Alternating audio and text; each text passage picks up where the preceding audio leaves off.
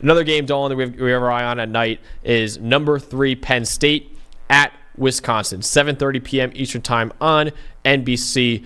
Storyline to know is, will Wisconsin catch Penn State looking ahead? Because right now, Penn State is the number 3 team in college football. It's their highest ranking in 7 years. But they have their toughest test of the entire season next week against Ohio State, the number 4 team in the country. That's easily the biggest game of the weekend, easily one of the biggest games of the entire season. We will actually be in attendance for that game as well. I can't wait for that in Happy Valley. But first, they must take care of business against Wisconsin. Wisconsin's won 3 games in a row, arguably a top 30 team in college football right now. It's at Camp Randall. That place is rocking. I actually went to a Wisconsin-Penn State game one time in Camp Randall. It was awesome. Jump around was great and all that. That was a day game, Dolan. This is a night game in Camp Randall. So that place is going to be rocking.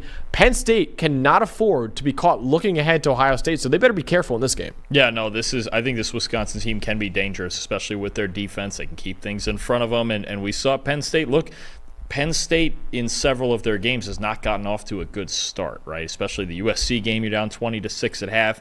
Bowling Green, they were struggling early. The first half of some of these games, it's taken a while for the Nittany Lions to kind of get the engine running. If they do that here, it's going to get to be an issue. You don't want to fall behind this Wisconsin secondary for sure. Definitely not. We'll get into that in just a second. But, Dolan, you have the Wisconsin offense in this game, who's currently on a backup quarterback in Braden Locke, but they're still getting it done with the backup quarterback in there. They're getting it done with their backup quarterback because they have really, really good pass protection, all right? They're the 6th best team for our pass blocking grade in the country right now. They allow the 9th lowest pressure percentage. When your quarterback's protected, no matter if it's Tyler Van Dyke or Braden Locke or somebody else that's either a superstar or haven't heard of, we've said it with superstars like Shadur Sanders, we've said it with backups, all sorts of guys. Braden Locke is protected in a clean pocket. He's producing 79.4 passing grade in a clean pocket. The difference now is, okay, Wisconsin in their stretch of winning games has not seen a pass rush like Penn State's, right? When you're talking about Abdul Carter and Deni Dennis Sutton and Zane Durant and all the freaks they can bring up front, and then sometimes they'll still blitz and get in man coverage and challenge you, right? Under pressure, Braden Locke has a 27.5 passing grade. That's the 4th worst of any quarterback in the country. Yeah. So you're talking about a big split here, and the idea being Penn State, if Wisconsin's offensive line is up to the task against this pass rush, Wisconsin can absolutely win this game. But it's the biggest factor. I look at this game very much the same way as the Illinois game. If Braden Locke is clean, like Luke Altmaier wasn't allowed to be clean in that game, if he's clean, they got a shot. And if Penn State's pass rush wins the day, then the game is over. Because they're just not going to overcome that, and they don't have enough threats on the outside one-on-one to win, take shots over it and try to back them off and all that stuff. So Wisconsin has to pass protect. It's an elite pass rush unit. We know this. We've seen it all year, especially in that Illinois game. I think it's very comparable to that game. If Wisconsin doesn't pass protect, it's over. Yeah. And on the other side of the ball, Dawn, can Wisconsin, with their really good secondary, take away Tyler Warren, who's been easily the best tight end in the Power 4 so far this year? I won't say the FBS because Harold Fan Jr. is putting up stupid numbers right now, but it's those two and everyone else really at tight end in college football right now. Right now, he leads all Power 4 tight ends. Warren does in receiving grade, 91.6, receiving yards, 513, yards per route run, 3.38, and he's tied for first in receiving touchdowns with 4. As if that's not enough, he also has a rushing touchdown and a passing touchdown this season.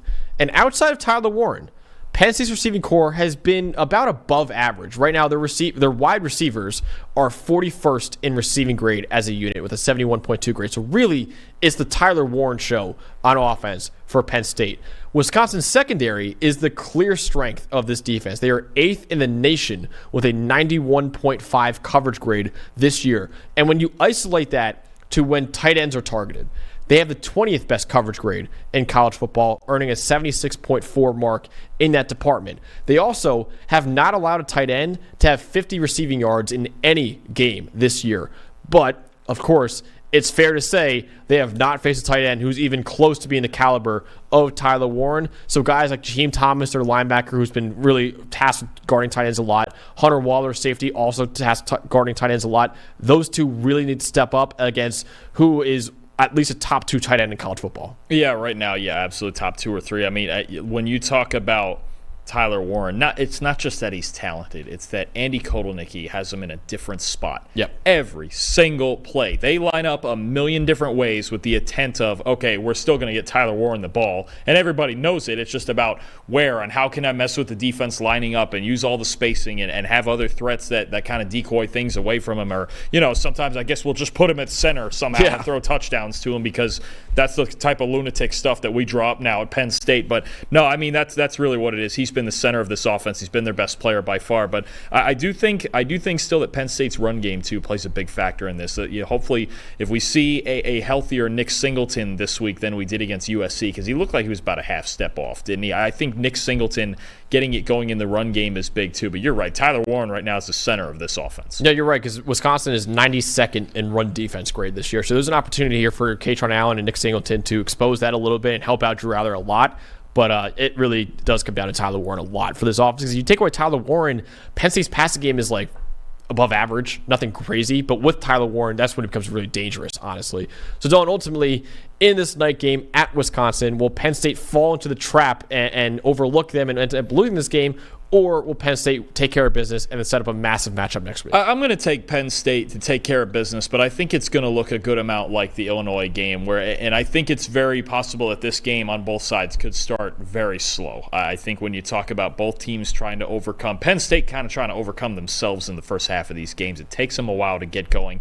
And Wisconsin trying to overcome this defensive front. I mean, it's really good. It's one of the best in college football. If you don't have an answer for Abdul Carter, good luck to you. I mean, and I think it plays very much like that, where it's like, you know what, the pass protection is key. Penn State plays up. They need to get to next week. And I think another big factor is that Braden Locke under pressure might give the ball away a little bit. Drew Aller doesn't give the ball away. He might miss some throws, but he certainly doesn't have a whole lot of turnover worthy on his record. So I'm going to take Penn State 24-13. I think it's kind of a slow grind early, and then their defense takes over in a very similar manner to how they did against Illinois. Yeah, I think your breakdown, I think Penn State's pass rush is going to end up winning that battle against Wisconsin's offensive line. And Braden Locke under pressure, like I said, is not very good at all. He's one of the worst in the nation under pressure. That's a big factor. And then I think the Penn State run game is an advantage against Wisconsin as well. And then Tyler Warren is always a superstar, and Drew Aller's been really good this year. I got Penn State taking care of business 33-17 over Wisconsin. There's a lot of advantages, I think, for Penn State in this game. So I think they take care of business on the road in what should be a really tough road environment at Camp Randall Stadium. But they'll take care of business and set up a colossal, probably top 5 matchup against Ohio State next week. As long as the Buckeyes take care of business against Nebraska this week. We'll see what happens in that game. But it should be a top 5 matchup if both teams take care of business this weekend.